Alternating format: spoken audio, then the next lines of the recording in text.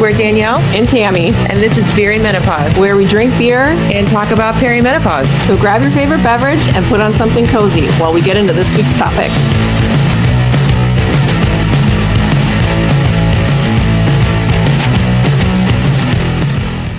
Well, welcome back, everybody, to our second review of Balance Docuseries.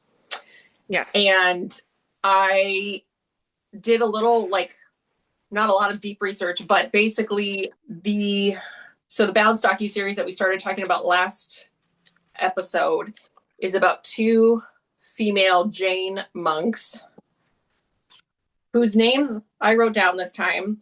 So yes, we've got Siddhali Shri and Anubhuti.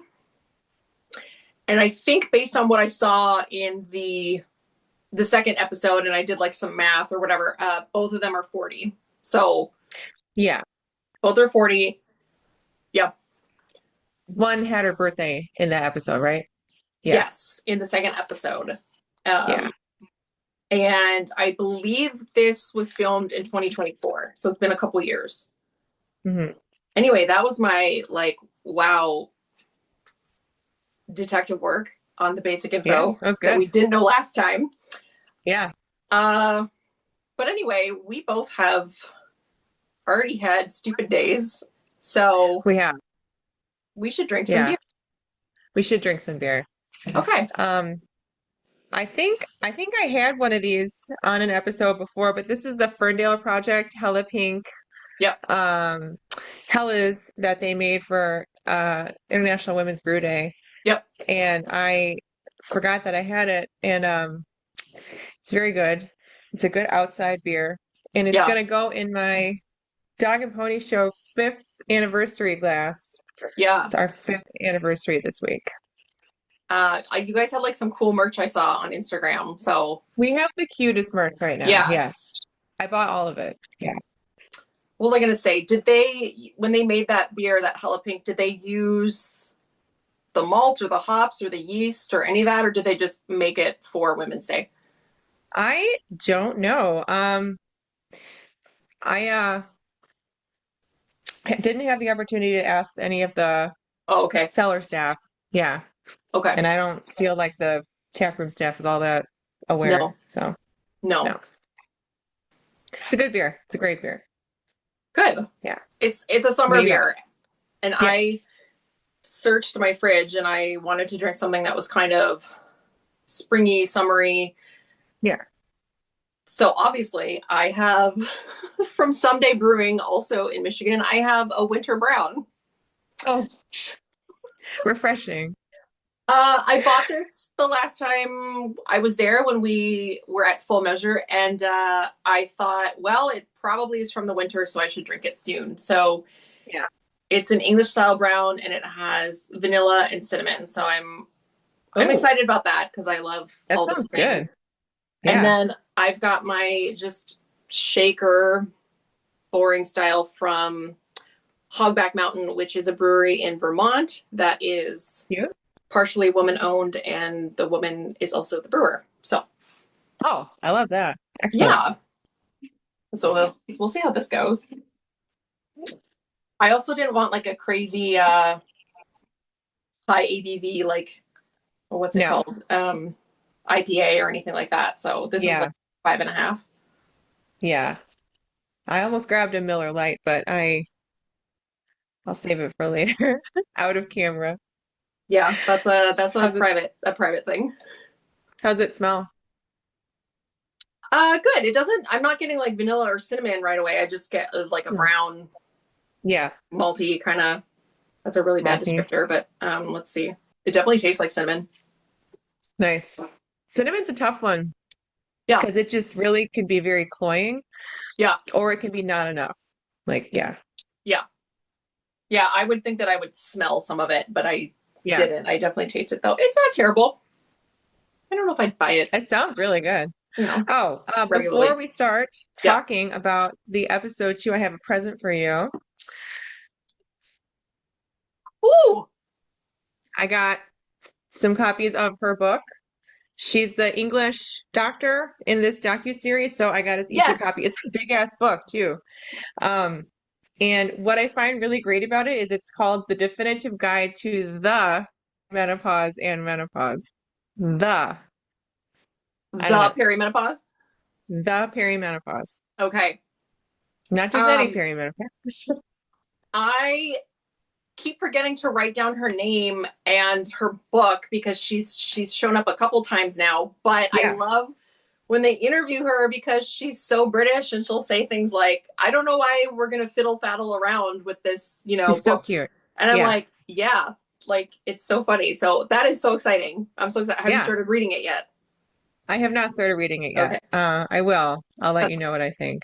Okay. But I'm curious. I'm reading a British detective series right now, and it's very British. Okay. And so I wonder how British this is going to be too. I love just reading like easy, kind of quick. Well, these are like 500 pages long too. Yeah. Okay, so these are commitment books. That's decent. So I just like I get like whatever's free on Amazon or whatever, and I love, even if it's not like a great book, if an author has like 25 like books, and I'm like, great, because then I can just keep reading them. So I started another one the other night, and it's like set in 1920s England, and it's just like like these women that are wearing pants and they're private detectives and living on their own, you know, and I'm like, yeah, girl. I love it. Yeah. So that's fun. Yeah. All right. Okay. Let's get into it. So episode 2. Was rough. Yeah. And much like episode 1, I took notes, but they're all over the place. Yeah. I tried to go in order, but then I also rewatched it this morning and took more notes. Me too. So, yeah. Anyway. Yes. So I don't know. Where do you want to start? I want to start just a fun little thing about the word hysterectomy. Yeah. Let's talk about that. And how it's so rooted in misogyny. Yep. And why do we still use it medically? Right? Probably because that's what we've always done. It just made me like I kept hearing it. I mean, I didn't hear like a ton in that episode. I heard it enough, and I have heard it enough in my life. But for the first time ever, because of this episode, I heard somebody saying, like, when you have no ovaries, you have been castrated. Yes. And I was like, that's true. Yeah. If they were testicles, you would be castrated. Like, what's the difference? Yeah, like you're not able to produce offspring. Yeah. Yeah. And it was like a relief, but it also made me so mad. And I was like, and yet we're like using this word, hysterectomy, hysterical. Mm-hmm. Now I'm getting mad. Like, it just all right, maybe it works. I don't know, but it was a rough start to the morning. Yeah, for sure. Have you ever seen those like old-timey like especially from England or something, where it's like a list of how people died in like 1840 or something, and it's like it'll be like hit by car, like 5 people this year died or whatever, and then it's like it'll say things like hysterical or whatever, and it's like, you know, that those are the female things because they're like, well, we don't know what else to call it, but you know, she kind of just went crazy, and she kind of went crazy. She filled her pockets with rocks and walked into the ocean. I guess. Like, I don't know. She was sick of it. Yeah. But I feel like that was like a long time ago, and we're still kind of calling everything the same thing. So hysteria.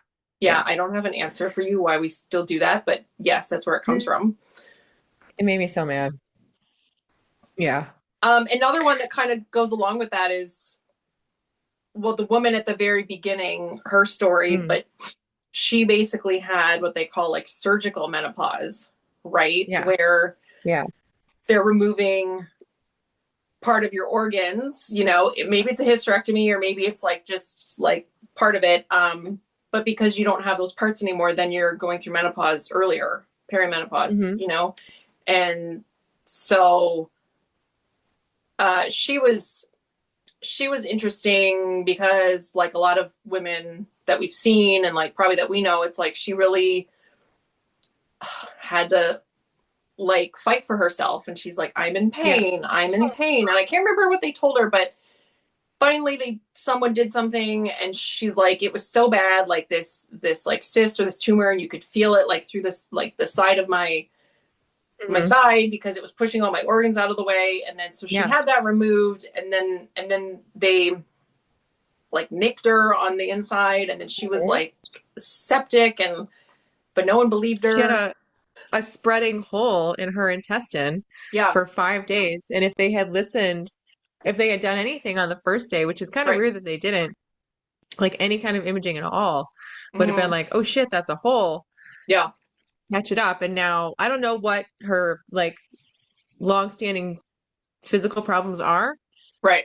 Like because of this. Right. Probably she had to have a lot of intestine removed, which is not that uncommon, but it changes you, like the way your body processes things now. So it's kind of wild, and that just some random passersby doctor listened to her, right, and was while like, it was getting worse. And now she's got this like mental block too, probably, where she's like, no doctor's ever gonna listen to me because this is like the second or third time this has happened. And then she said even after she had the surgery, like when she went in, and I've been in the situation even myself where I have told my husband, like, if the question comes up, just tell him to take everything out, like don't save anything if it's gonna, be a problem.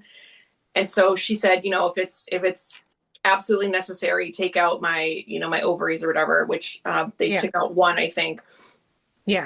But she had said, no one mentioned to me like that this could cause like early menopause, perimenopause. Right. No one has ever told me what the symptoms are, or told me that the symptoms I have could be that. They just were like, okay, like we patched you up. And yeah. She said she was 38 when she had this surgery. It was 11 years later at the time of the documentary. Yeah. And she said no one has ever, to this day, no one has said you may experience early menopause. Yeah. And it would have been, right? Well, it could have been perimenopause, but whatever. It was probably more like menopause. But then later on, she goes back and she's like, the doctor is like, I think you were too sick to have menopause. Like, if she's experiencing these symptoms again, she's like, am I going to go through this again? Because I have one ovary left. Like, I already did this. Yeah. She's like, I think you were too sick. You maybe went through perimenopause. But still, nobody had said that until her. Yeah. And that was so disappointing. Yeah. Yeah. So that's how this episode started with this woman's story. Start. Yeah. And it seemed like most of this episode was less of like Sidali and Anubhuti. It was a lot of just statistics on that study. A lot of it was on using hormones, and they talk about the risks and not risk really of taking using hormones. And so at the very beginning, Sidali and Anubhuti are talking to each other, and this is kind of, I think, where you were like, you said that they kind of like were getting short with each other, and you can tell. Yeah, and Sidali was like, well, I tried that and it didn't work for me, and but she's like, but maybe I needed more patience, and it was just like, well, but I mean, their hormones are out of whack, so like it's valid. It was really cute. She's like, are you okay? But she was like aggressive about it. Yeah. Yeah. They do things that, like Sidali, like she's like singing that song by Phantom Planet at one point. California, yeah. Yeah, she was a soldier. Like her past is very interesting to me. Like she clearly didn't like start out, she joined this sect or whatever for a reason, and I'm curious what it was. Yeah. Her life path is very interesting. Yeah, because it seems like it's a lot of women in the background, and they look younger. I mean, even like 39, 40. They do. So I'm kind of like, what brought you here? Especially since she talks about how she had been to war. She didn't say where. I'm assuming probably Iraq or Afghanistan. Yeah, she's our age, so yeah.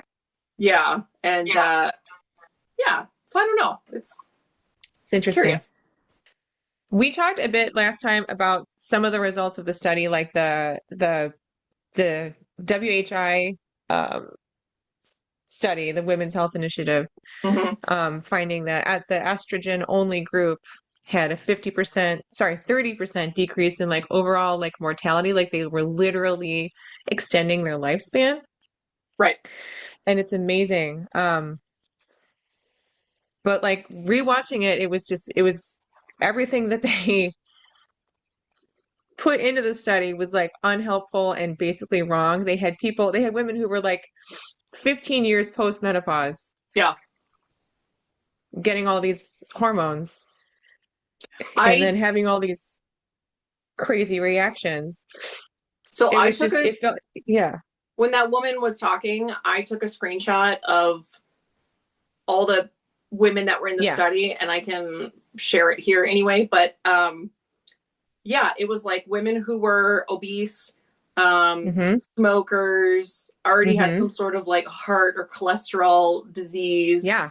They were in their like mid 60s. And she even said, she's like, even when they did the study, only 12% of American women were obese, and yet you have a study with like 34% are obese. So like, where did you find these people, or why did you choose them, kind of thing? Why did you choose them? Yeah. It was just, and she said too, and I don't remember how to do the statistics. I took statistics in high school, but I do remember that using those like results are like, people usually don't understand what they mean. And so these entities use these numbers to just basically support their argument, whatever it is. So like they said, like, 25% more women will get breast cancer. Well, that's like one woman out of like 100 or something, 1,000. Yeah. Yeah. So they basically just did a really bad study, and then they twisted the numbers. It felt so negligent. Like, why even do it then? Yeah. It didn't help anybody. Yeah. Yeah. And I don't know if they really said that, like why the study was even started. Like, did they actually say like, oh, there was, I don't know. They did not. I don't think so. I wonder if there's more we can find, or if somebody out there knows a little something. Maybe they had a mother or aunt or grandmother who was part of it, or something like that. Yeah, it was really disappointing. And then they just cut it off because they were like, oh, no, a couple people got breast cancer, so we're done, we're out. So what else? I wrote down, I thought this was interesting because I didn't know this before, but they were talking about estrogen, and there's different types of estrogen. So you have your like three main hormones. There's like estrogen, progestogens, and androgens. So estrogen could either be in the form of estradiol, which is made in your ovaries, estrone, which is made in your fat cells, estriol, which is made in the placenta, and then estetrol, which she said is like fetal estrogen. So I don't know if it exists like outside of fetuses. But so that's why when you take like a hormone supplement, it's usually like estradiol. But she said they can all be synthesized. Like, they can all come from plant sources or through a lab, obviously like as a supplement, whatever. But the plant thing is not going to be enough, or it's not going to like have the long-term effects that you need. So it's like, you could do that like food, or the phytoestrogens from plants or things like that, but it really is better to do one of the like the actual prescription medication, like real HRT. I mean, that's pretty true of like, even like in daily supplement, like vitamin D, like, you went outside and you felt better, but you increased your risk of skin cancer. You could have just taken a pill, right? Yeah. Especially when it's not like there is no sun out, and for like us anyway, like 6 months out of the year, let's say, you still What are need we it. supposed to do? Yeah, still need it. Because that, I hmm. don't know if it came up after that, because again, like I said, I'm jumping all over the place, but Anubuti had gone to see someone, and that woman's like, okay, well, so let's start with like a tablespoon of ground flaxseed every day. Oh And my then you're going to do gosh. like Yeah. the evening primrose oil. And then you're going to have some sesame seeds, you know? And it was like, yeah, like that's great, but Right. that's a lot of like seeds and nuts. And I don't think that's going to do it. And so it's just like, Don't think that's gonna do it. yeah. Whenever it's like just eat this thing, I it's a nice idea. It's really great, but your stomach acid just Yeah. how long is this gonna take? And how many sesame seeds are we supposed to eat? Like how much Right. hummus am I supposed to eat? Like Right. it's crazy. She also saw the when they went to have like the brain scans. Yes. That was super interesting having the diamond pattern, I which is wrote like that down.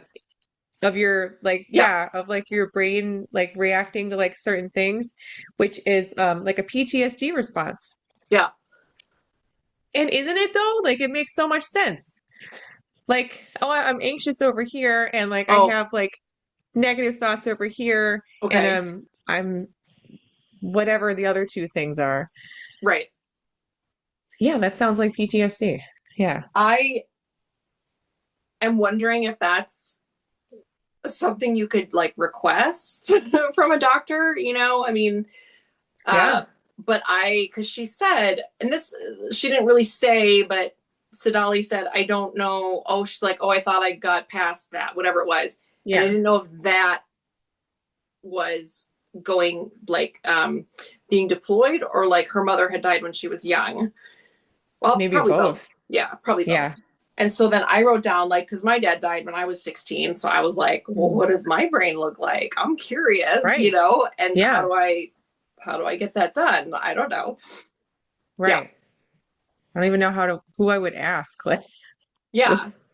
what doctor would I ask? How much that would cost. I mean, probably Yeah, a how lot. much would this cost? Yeah. I'm just What's the curious. copay for a brain scan? I just want a quick one. You know, If you have time. no big deal. Yeah. Yeah, and I can't remember why they did that. Why did they do the brain scan? Like, Well, it was Sidali went because Anabuti was going to have it. And that was the doctor that was like, take a tablespoon of flaxseed or right, whatever. And then all these other sundry items for every right. night. And she was like, we're going to try to boost your cerebellum, do something that does Oh, boost your cerebellum every day. And she was like, yeah. okay. And I'm like, what does that mean? Like, Does it take a like do a walk? What does puzzle? it mean? I don't know. Yeah, right. I guess you could do a crossword or something. But yeah, it was I don't know what they like got from it, but it seemed like one of those I don't want to like discourage the like naturopathic Right. path, even though I don't personally believe in it, but it's not hurting anything really. It felt more like I don't really know how to put it. Well, It was definitely on her program. Yeah. yeah, they just kept saying like, I want to feel healthy.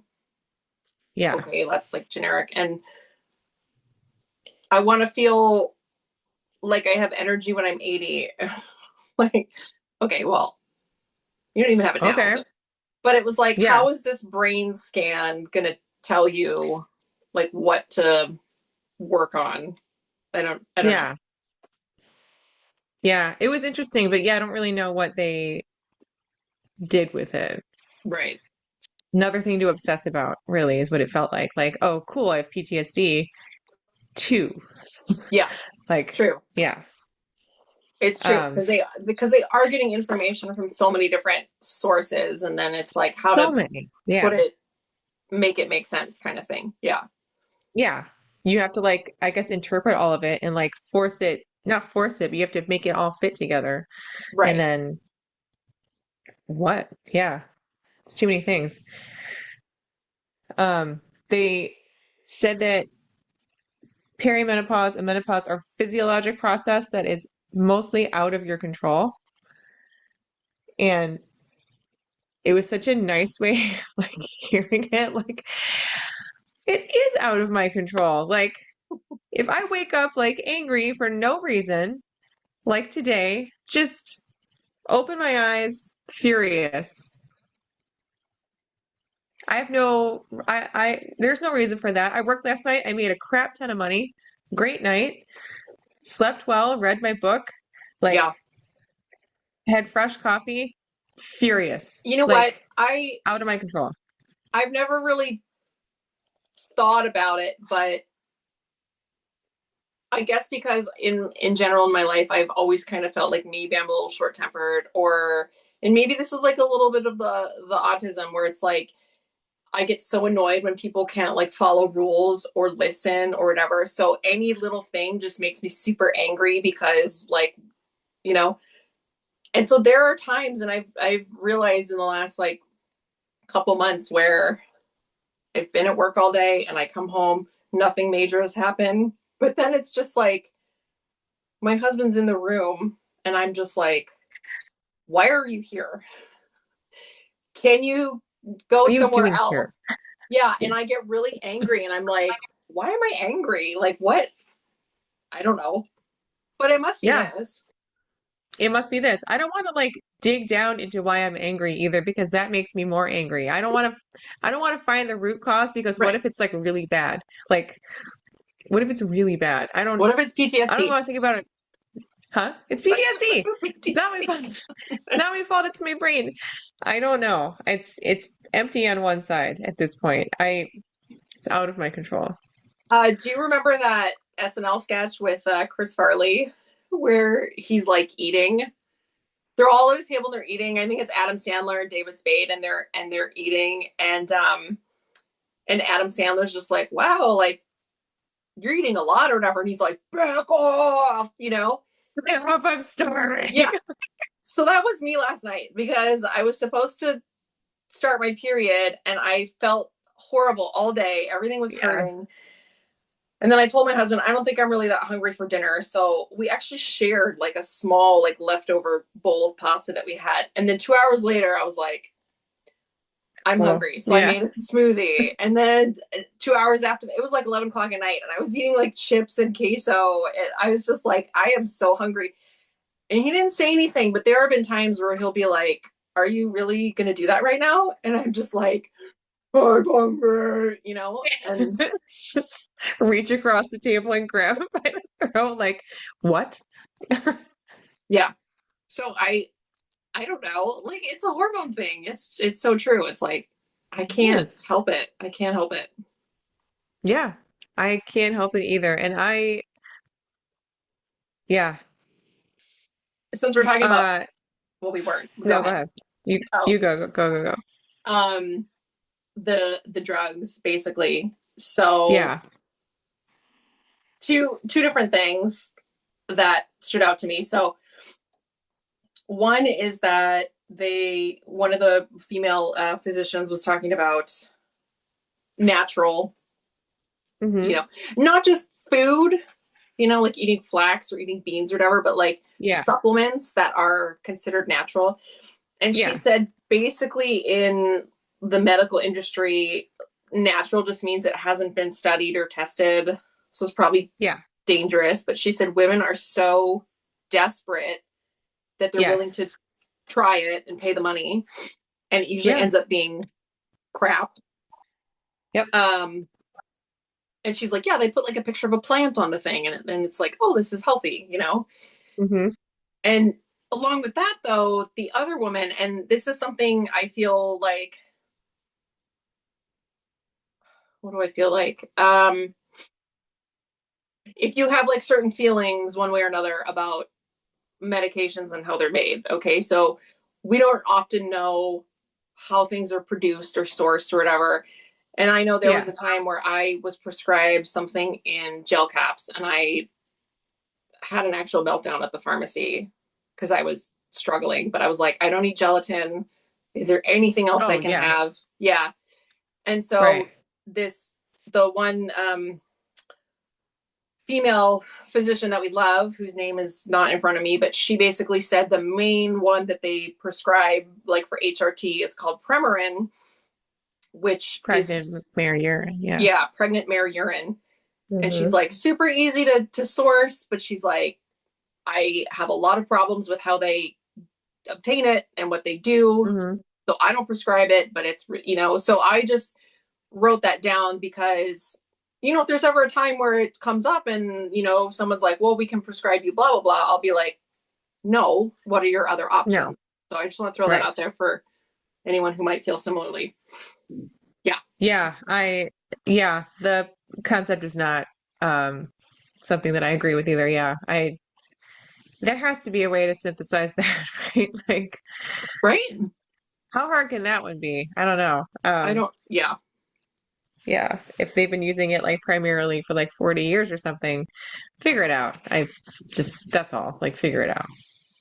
I feel like that's probably Um, one of those things though, where they're like, well, this is how we've always done it and it's easy and it's cheap and whatever, and no one really cares. yeah, So, but if people knew what it was, they'd probably say like, I would I like know. something else. Yeah. It's like probably 6 or 7 years ago, everybody was flipping out over snail slime in Okay. makeup. Oh, Do you okay. remember hearing about that? There's like a No. specific word for it, and then somebody figured it out and they were like, "Oh my God, this is snail slime or slug slime or something." And it's this the spreadiness of like liquid foundation, Okay. like that Okay. makes it stick to your skin. Okay. It's like vanilla extract is like Mm-hmm. beaver something, like Oh, beaver gland. yeah. Yeah, fake vanilla Yeah. extract. Yeah. Yeah. Is made with that. And there was like a minute where everybody was like tripping out about that on all these like makeup forums and stuff. And I was like, yeah, it's always in there. Like, I don't know what to tell Mm-hmm. you. Like, it's a bug. I'm sorry. Like, this sucks. Yeah. Um, but one thing that they said, is that women tend to be harder to maintain compliance when taking medication because they're desperate. And I find that hard to believe, right? Like, I'm really good I took birth control for like 20 years, like Yeah. every day, like Yeah. without fail. How hard is this? Yeah. Why is it so much harder for women to be compliant? Like she was saying something like people preferred to try natural first, whether it was like Yeah. the natural supplements or food or something, or Yeah. exercise or yoga or meditation. But Yeah. I'm listening to her and I was like, if someone said, here's this drug, you'll feel so much better, like joint pain will go away, you'll sleep, you want to, I would be like, give it to me right now.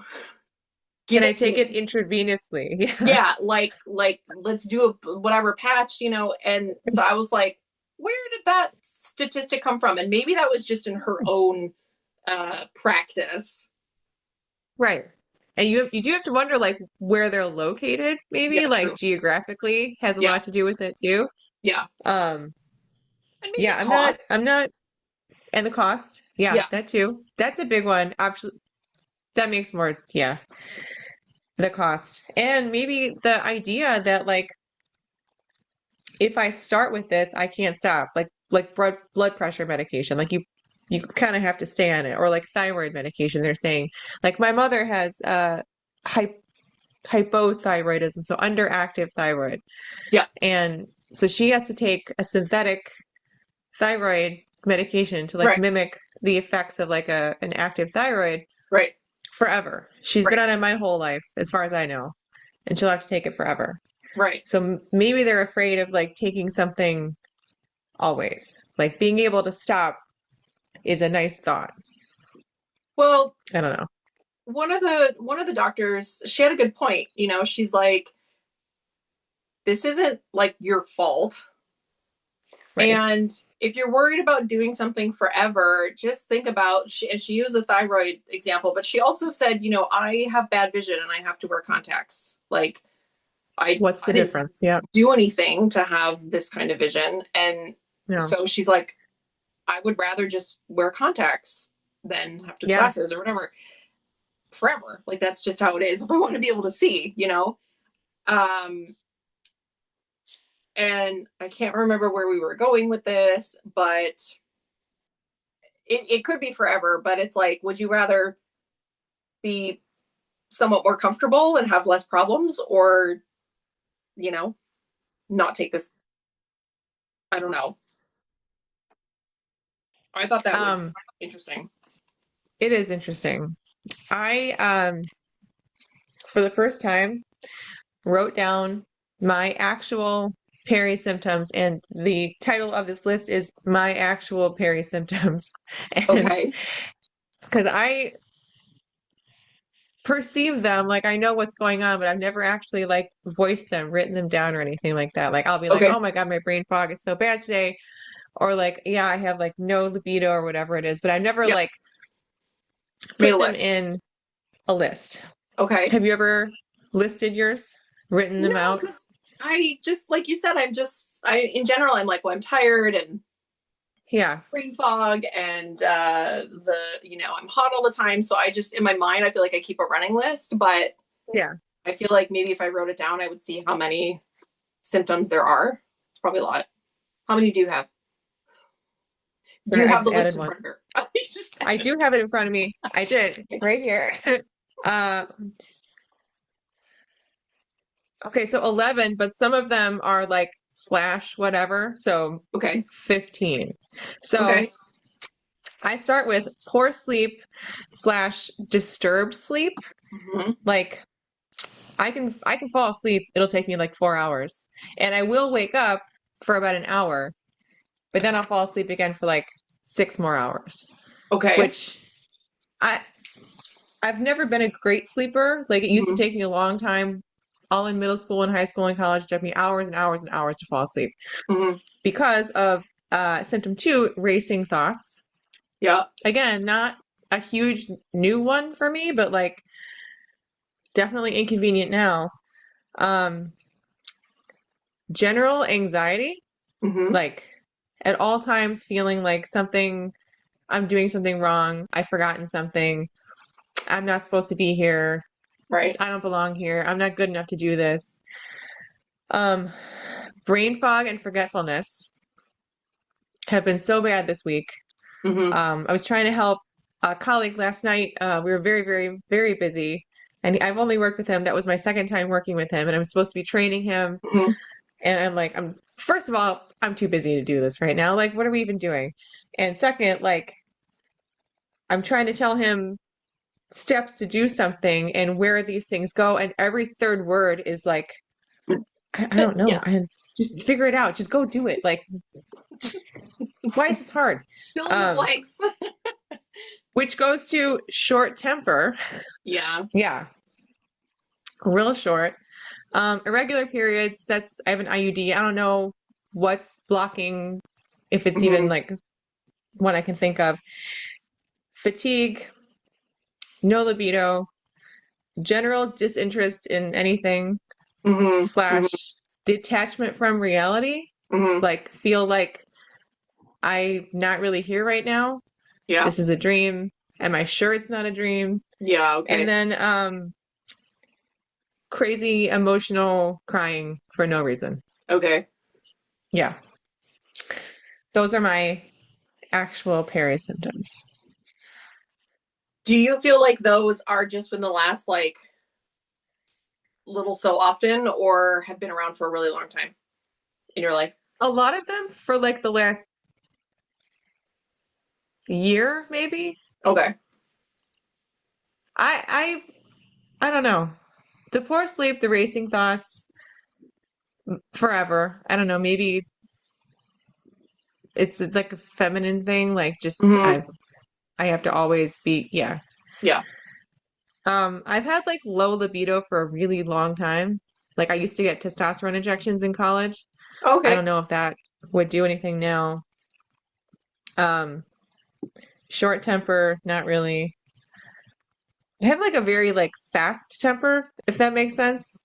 Like I was in traffic today, for example, and nobody would let me merge. Yeah. And I knew I had this feeling that the person behind me needed to get where I was and I needed to get where they were. And I knew it and they wouldn't let me over. And then I got over and then they moved over and I went ballistic in Yeah. my car for like 5 seconds and then it was done. So like that kind of thing. Okay. Yeah. I was asking because, I've kind of mentioned this before and I feel like we should talk more about it, but just like the whole ADHD, autism stuff, a lot of it sounds like that to me because I feel like I've had a lot of those same things that you mentioned, but throughout my life. And I have always had trouble sleeping. Well, okay. I don't have trouble falling asleep to the point where I would fall asleep anywhere. Not like having narcolepsy where you just, fall asleep. But like if I was in class, and I'm sitting there listening, I'd fall asleep. At work, in a meeting, I'd fall asleep. In traffic, if I'm waiting for something, because I'm just always tired. And I finally got a sleep study done in 2010 and my doctor diagnosed it as it's a thing, but it's called idiopathic hypersomnia. So you're sleeping all the time, but idiopathic means they don't know why. Okay. Yeah. So then I moved to Canada and the medication, it was a whole insurance thing and whatever. So, and the medication doesn't exist here. So I had to do the sleep study again. I did it 4 years ago or 3 years ago. And what they do is they do like the overnight sleep study, like for people with sleep apnea, but then they also do what's called daytime sleepiness. So basically, and it was like it was a test and I was like, I am going to nail this. Cause it was like, you do it like 6 times throughout the day and they time how long it takes you to fall asleep in 10 minutes. Okay. And then they wake you up and then they do it again like an hour later. So it's like if it takes you like 10 minutes to fall asleep, you don't really have it. If you're like 2 minutes, then you're, and I was like in the like 6 to 7 minute range. So I would fall asleep somewhat quickly. That's amazing. And where was I going with this? But anyway, so I don't have trouble falling asleep. Yeah. But when I go to sleep, like at night, I'm a very light sleeper. So like a movement, a snore, a whatever. It's like I'm awake. I'm just awake. Yeah. And then it can be hard for me to fall back asleep. And then I'm just dragging. And the reason I don't know if I had a reason for bringing this up, but basically when I did my first sleep study in 2010, they didn't have a lot of information about this thing because, let me know if this sounds familiar. It mostly affects women. Oh. And like no one cares. Well, so that would be why. When I did it again, like a few years ago, there has been more research done. But again, it affects such a small percentage of people that they're like, well, we don't really want to put the resources and the money into studying this because we'll just give you some meds to help you stay awake and you'll be fine. Yeah. But they think it mostly affects women that also have ADHD. So it's all these things together. But basically, I feel like already having that like forever, like honestly, like I've had that forever. Yeah. Now having the perimenopause when you are more tired for like specific reasons. It's just like, I am like yesterday, I didn't have to work. I got up at a reasonable time, ate something. I did 1 or 2 things. And then it was like, I am wiped. And I had a 2-hour nap at like 1 p.m. And I just, yeah. Oof. Anyway, that was really, You mentioned a lot of like ADHD, like, I don't know if symptoms are the right word, but like things that people do or like that you do. And one time, and I was like, oh my God, I've done those things, like making lists and like getting stuff ready the night before and like checking things off. Like I'm a list person. Like I just always thought I was a list person. Yeah. And I don't know, maybe that's all it is, but like I've had thinking about it for like weeks. Like, is this a thing? Like, how do I find this out? Like, does it change anything? Does it matter now? Like, I don't know. Yeah. Like, it's interesting. I What feel does it like, mean? How does, yeah, like, yeah, does it change anything? I don't know. I think it helps you feel not crazy because you're like, okay, all this yeah, time everyone was like, oh, you're just being lazy, or you're too emotional, or like, why are you such a yeah, perfectionist? Or, you know, and then you're like, I'm the problem. And then you're like, no, it's actually something in my brain is not, you know, yeah, connecting. So I think that helps. But also just like this HRT stuff, it's like getting the right medication at the right dose at the right time, yeah, because I don't have any of that right now. And then also maybe like talking, like having more of like therapy and getting tips on how to handle things rather than just taking the meds, but like having some of that discussion as well. So I don't know. I think yeah. it can't hurt, right? Yeah. No, no, you're right. And we can talk about that more later, but Yeah, yeah. Interesting. anyway, but yeah, I probably have the same Interesting. list that you do as far as I do. symptoms go. Yeah. Yeah. I don't know if I have anything to add. Do you think any of those are from taking your GLP-1 Oh, specifically? Or like, did you notice that no, they started happening when you started on that? most like the weirdest symptoms I have from that are I'm always cold. I am more tired, but I've always been like tired all the time. Like Mm-hmm. it's not, yeah. And then I have a really bad taste in my mouth all the time, Yeah. Yeah. which is annoying as a person who works in beer, like Yeah. trying to like sample something and being like, this just tastes like burnt coffee. I don't know. Like I got Yeah. nothing. Like um oh, and the yeah, disinterest in anything, like lack of like detachment from reality. Like for 2 months I felt like I was just kind of Whatever. alive but not Yeah. living. Like yeah, it Like was going through the weird. motions. It's Yeah. yeah, like it's better now, but it was weird. It was a weird feeling for me and I was very like clinical about it. Like I think this is because of this shot. I'm just gonna like ride it out. And I did and it's better, but it wasn't what am I trying to say? This is different. Like I don't feel Okay. that anymore. This is something else. And so that's how I know that it's not just it's definitely up here. Right. Yeah. Right. Not down here. Yeah. Anyway. Yeah. I mean, yeah, lots to wonder about for sure. Yeah. And that's Yeah. kind of like what one of these female physicians was saying was, you know, how are we supposed to get, we kind of talked about this too last time, but how are we supposed to get this information and this knowledge out? Because you might sit down with your doctor for like 10 minutes at an annual exam and then they're like, okay, everything looks great. Like physically, yeah, everything looks great, whatever, you know, and then Right. that's it. But also we've been told this is just life, you know, this your mom dealt with it, your grandma, that like nothing we Right. can do sort of thing, or you know, everyone goes through it, so like don't Yeah. complain because it's like no one else is complaining. Yeah. Yeah. And women have to suck it up. Right. And we can, and we do, but And we we shouldn't do. have to. Yeah. Yeah, we do. Um, we do a lot. But yeah, we shouldn't have to. Just because your mom and your grandma and your aunts and your great grandma and whoever else went through it doesn't mean that like it can't get easier. Everything got easier, right? Like Mm-hmm. they didn't have the internet and now we do. And like everything got easier. Why can't this get easier? Yeah. Why can't we get better? Why can't more than like what did they say? Like 7% of medical students have more than an hour of Yeah. training in their entire medical student career with menopause. Like Yeah. Yeah.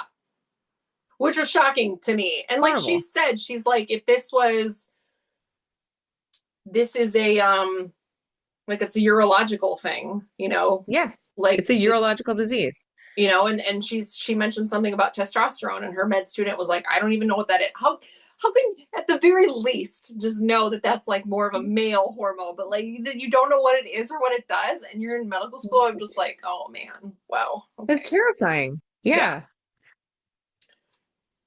Oh, God, I wanted to say something, but what was it? Oh, well, one thing I learned, and apparently this physician learned as well, because she said she didn't know, like, beginning of her career, but a patient had complained about stiff and painful joints, and she's like, no, that's not related. And then she's like, Yeah. now I know it is. And I wonder, because again, having a job that's very physical and I'm bending and kneeling and stooping and climbing and, like, is that, I'm sure it doesn't help, but is that the main reason, or is it perimenopause? Because I'm at the point now where, I had knee surgery on one knee in 1999. Okay. So it hasn't been great for a long time.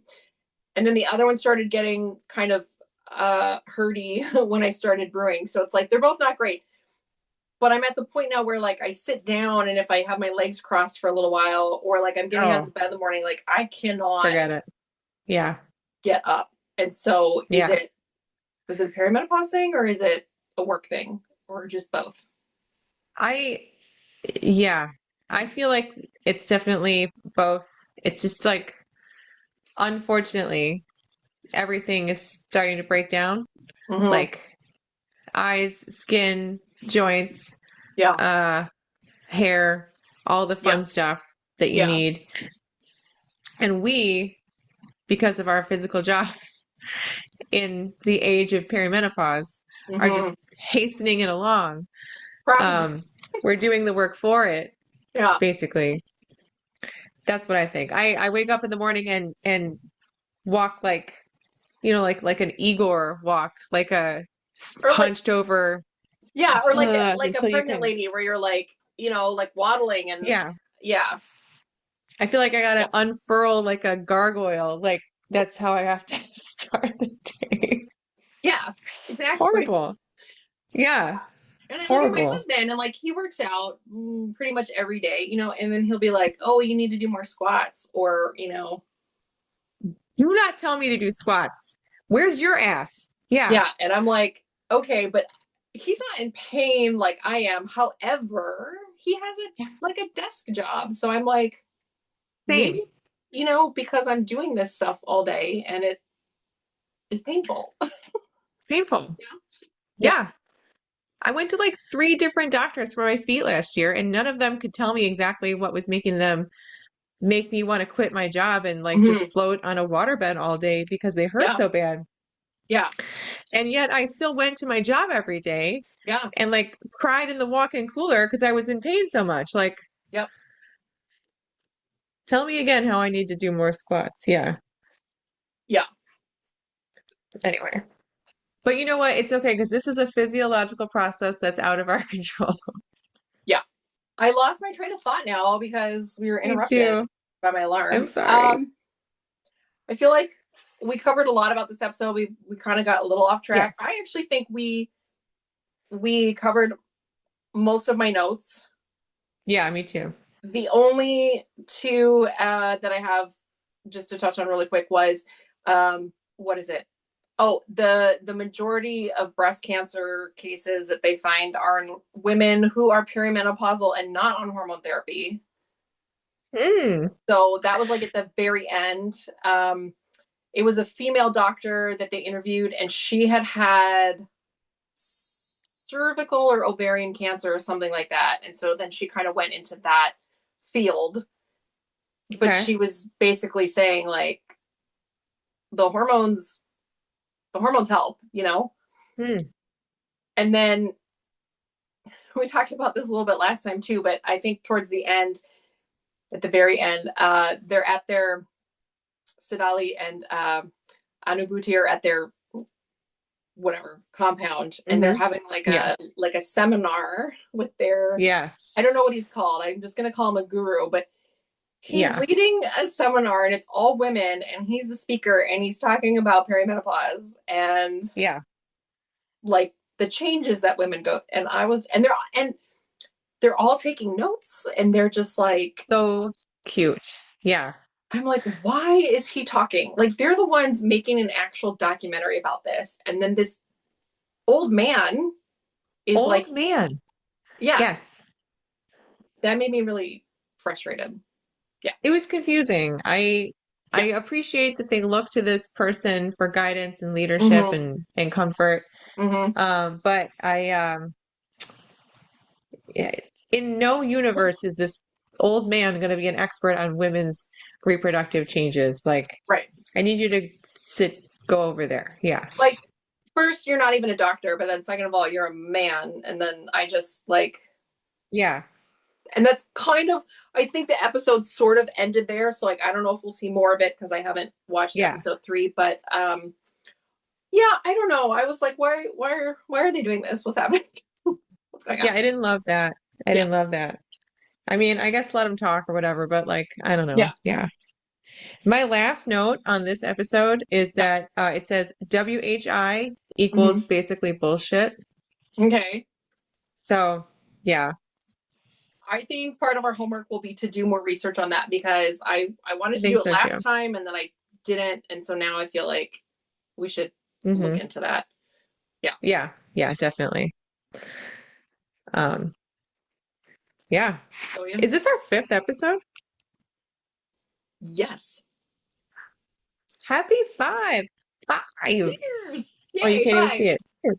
Yeah. You drink all of your beer? Wow. I did. I drank the whole thing. Okay. Wait. Okay. I still have a little left. Nice. It's not really a chugger kind of beer. No, I can't imagine. Yeah. So what was your Peri moment of the week? Do you have one? You've already talked about a couple. Well, so Monday I was off. I had to work. I was off Sunday and it was really nice. So my husband and I went out and had a few beers, like 7 over the night. They were all a very high ABV IPA that I was drinking over and over. Okay. Even at home. Okay. And like we watched a movie and I went to bed. So in the morning, I definitely didn't feel great. But I went to work in the brew house. And I don't know if it was just being hungover, if it was just being tired, or if it was everything, but I asked some of the dumbest questions I've ever asked. And I remember like standing there and being like, stop talking, just like stop. You don't have to say anything. You're not helping.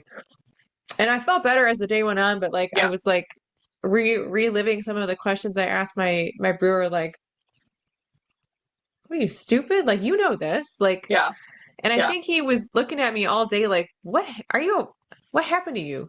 So I don't know if it was like a brain fog thing or just like my brain was soaked in alcohol still. Like a hangover thing? Yeah. I mean, yeah. They worked together to make me feel like an idiot, and it was great. That was my moment. What about you? Mine was also kind of a brain fog thing, where I brewed at home last Saturday and I was sitting in the living room doing something on my phone. And then I'm like, oh, I have to go check my boil or something. Yeah. So I put my phone down on the coffee table. Then I went into the kitchen. And then I remembered, I need my phone because I use it. I have like a gravity, like a density meter, whatever, that I run through an app. So I was like, I need my phone so I can use the app. And I go in the living room and like my phone I can't find it. It's gone. And so I'm walking around like, where's my phone? And I'm using her name. I won't say it now because she'll listen. But I'm like, hey, like I'm trying to locate her. And my husband's like, what are you doing? It's on the coffee table. And it was literally right in front of where I was sitting. Oh. And I was like, it wasn't there. It wasn't there 5 seconds ago. It wasn't there. Yeah. And I'm like, that's pretty much all the time now. Like, just, I can't remember anything. And then on Sunday, we were at a friend's house for a barbecue for his birthday. I had a lot of beer too, but there were times where I'd be talking and I would just be like, I was like, hold on. And they're like, oh, you're drunk. I was like, no, I just can't remember the word that I'm trying to say. And it's like a basic word. Yeah. So it makes it so much harder. It makes you feel like, so like self-conscious. Yeah. Like I'm not drunk. This was going to happen anyway. Yeah. Yeah. But then if you are maybe drunk as well, it's like, it's worse. Yeah. So much worse. Yeah. So, and there are times where I'm like, oh, I should cut back. And then I think, well, what else is there to look forward to, really? Like, really? Yeah. Something, a little something. There's not a lot. Do you have a recommendation for this week? I'm afraid I don't. I haven't been on the interwebs much this week. I haven't either. Just been kind of busy and yeah. Do you have any recommendations for this week? I don't have anything specific, but I am going to list the books that I can remember from this episode, and you have that one. Yep. It's very blurry. Okay. Yeah. There it is. The definitive guide. Hey, this is cool. Wait, watch my finger. Now it's blurry. I'm in like a bubble. That's so cool. That's on your end. I know. Oh, you can't see that? I can see. Okay, that's fine. But yeah, that one, and then there's probably like 4 other ones just from this last episode that I wrote down. So I'll put those in the thingy in the description and the notes. And yeah, that's pretty much it, I think. I do have one that's not perimenopause related, but it's like a dopamine boost. Mm-hmm. And it's that Stick Nation that I follow now. I will tell you what the Instagram is. Oh, okay. Because I forgot. Well, Stick Nation, or official stick reviews. That's what it's called? Official stick reviews. Literally, that's it. That's on Instagram or on Facebook? So that's on Instagram. There's also Stick Nation. That's on Facebook. Okay. And it's just people taking pictures of sticks that they found. Very soon I will be on it too. And I'm so excited. And whenever like there's an update and it pops up, I'm like, yeah, that's a cool stick, man. That looks like a dragon. That's cool as hell. Like, that's all. Like, it's just great. That also might be some autism that you got going on there. Just saying. Isn't it right? It's okay, though. I thought it was like artistic. Like artistic. Oh shit. You shouldn't even hear it. Because I'm an idiot and also probably so yeah, along those lines, I tried to open it and it won't open, but there is a Facebook group called, I got it wrong, it's called Toofers. Okay. Toofers. Oh yeah, okay. And the reason I don't know, it was like recommended, but it might be hard to see, but so there's this dog, who looks kind of like our dog with her underbite. But the reason I liked this post and I sent it to my husband was because the man got just the outline of the teeth tattooed on his like arm. And I was like, we should do that for our dog. But yeah, so it's all about animals and their messed up teeth. So that's my God. Yeah. I love it. Yeah. Are there cats in this group ever? I don't know, because I've only seen kind of that one post or 2 posts. There's another one where it says I'm a bat and it's this cute little black dog. Anyway, but I don't know. I haven't really looked at it. So, yeah. So there's that. I love it. So, you need that. Yeah. We ramble a lot. Okay. That's fine. Yeah. Whatever. Yeah. I think we covered a lot. I think so. And yeah, that's just how it goes. So yeah. There's 2 more episodes of this documentary that we're going to watch. Yes. And talk about. And my husband was suggesting, I don't know how easy it is to do, but he said, oh, you should let people know what kind of beer you're going to drink, and then they can drink along with you if they wanted.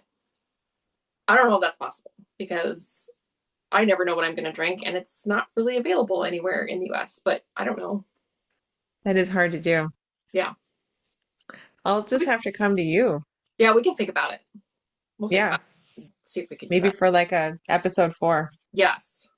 We should do like a let's get together in real time episode, in person. Yeah, that'd be fun. Yeah. Yeah. Okay. All right. Okay. Well, until next time. Empty glass cheers. Empty glass cheers. Yeah. Yay. Cheers.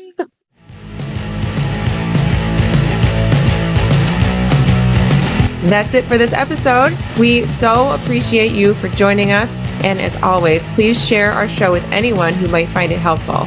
You can find us on YouTube or anywhere you get your podcasts at Peri Menopause. Email us at perimenopause@gmail.com with questions or comments. And remember, if you're going through hell, grab a beer for the road.